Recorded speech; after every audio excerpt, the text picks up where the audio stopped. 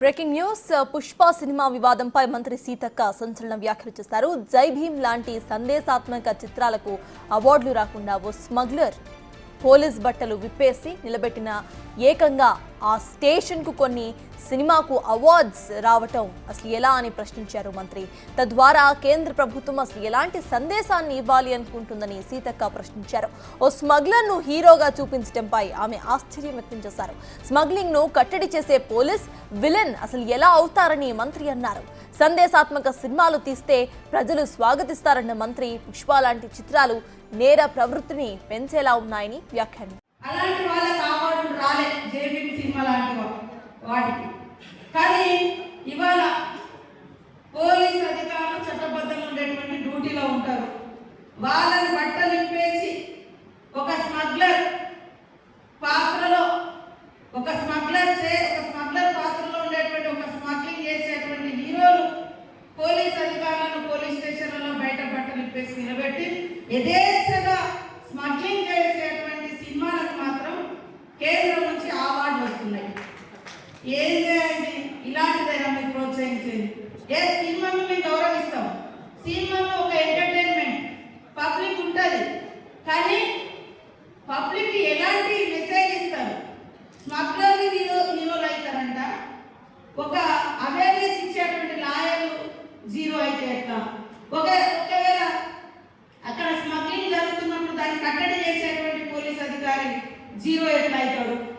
ఇది సమాజం ఆలోచించాలి. కాబట్టి సినిమా యాక్టర్లైనా సినిమా ప్రొడ్యూసర్స్ అయినా డైరెక్టర్లు అయినా ఈ సమాజాన్ని ఒక ఉన్నతమైనటువంటి సన్మార్గంలో తీసుకెళ్లేటువంటి లక్షణాలు, ఇతరుల గురించి తప్పించేటువంటి భావాన్ని, ఇతరులకు హెల్ప్ చేసే భావాన్ని, ఇతరుల గౌరవాన్ని కాపాడే విధంగా సినిమాలు తీస్తే సమాజం ఇంకా సన్మార్గంలో నడుస్తుంది.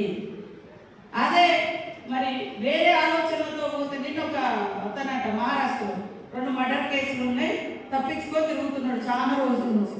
ఎక్కడ దొరికిందంటే మరి ఈ సినిమా హాల్ పుష్ప 2 సినిమా చూసుకుంటూ దొరికింది. అంటే వాళ్ళకు అది ఏ రకమైన ఇంకా నేరాలు పెరగడానికి కూడా ఒక మెసేజ్ పోయేటువంటి అవకాశాలు ఉంటాయి. మేము తప్పు పడతలేము. కానీ చట్టబద్ధంగా ఉండేటువంటి అధికార వ్యవస్థను, రాజ్యాంగం ఇచ్చినటువంటి అధికారిక వ్యవస్థను గౌరవించాలి.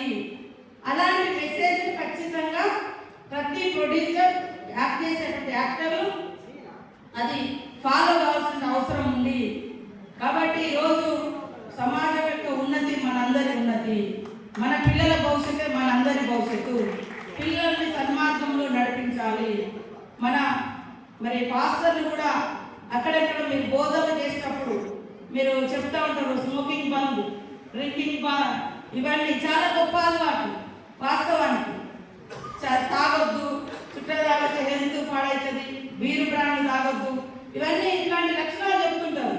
అట్లనే యువతకు కూడా మీ చర్చలకు వచ్చేటువంటి వాళ్ళకు ఇలాంటి సన్మార్గమైనటువంటి విద్యాబుద్ధులు లాంటి మంచి మానవతా దృక్పథం ఉన్నటువంటి లక్షణాలను నేర్పించాలి.